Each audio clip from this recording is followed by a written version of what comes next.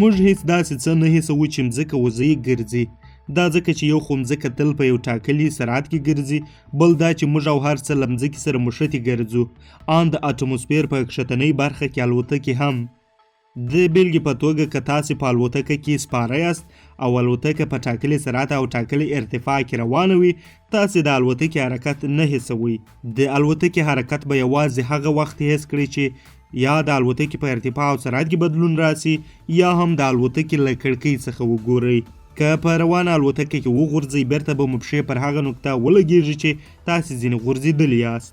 دا په دې معنا چې تاسې د الوتکې سره په یو سرعت په حرکت کې یاست.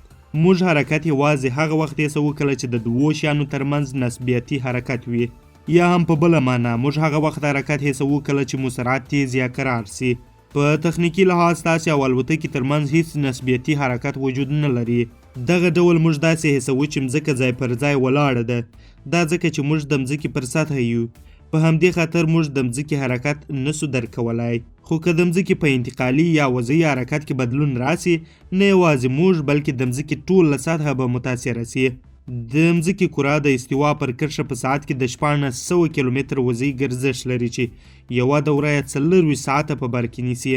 که چیرې تاسې د استوا پر کرښه میشت یاست، خبر به نه یاست، مګر هره ورځ به 40,000 کیلومتره ګرځئ.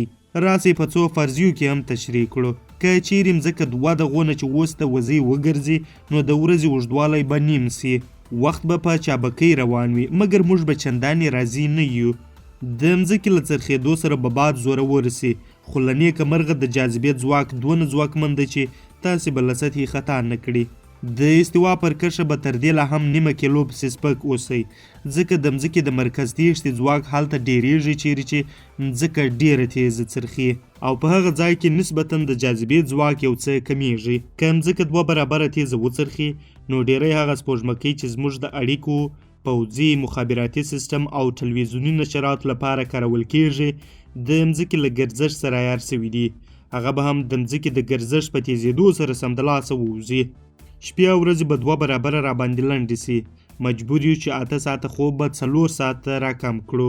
خو یاد مو وي چې په هغه صورت کې به مو د 365 ورځو پر ځای 1 کال 213 ورځې وي. د اقلیم ساتلو خو به له سره کیسه ګډوډه سي او هوا به بدتره سي. دا چې مځکه کږه څرخي، نو ودې کوږواله ته په کتو اوبه او هوا هم پر مځکې د تلو پر مهال کوږوالی پیدا کوي. دا نو پر مځکه د کورولوس اغیزه کوي، او د دې پدیدې په راتلو به طوفانونه په حرکت سي.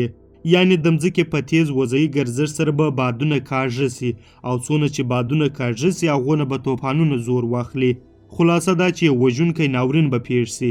په ساعت کې د 3200 کیلومتره په وضعي ګرځښت سره به د مرکز تیښتې ځواک د مځکې ټولې اوبه له شمالي او سویلي څنډو څخه د استوا و کرښې ته په مخه کړي.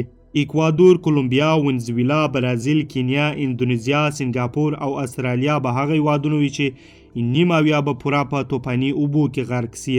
پر دې سربیره په استوایي سیمو کې د جاذبې د ځواک په کمیدو سره به لندوبل زیات سي، او دا به نو د استوا کرښه د تل لپاره د ګڼ خوب او دوامداره باران څخه برخمنه کړي.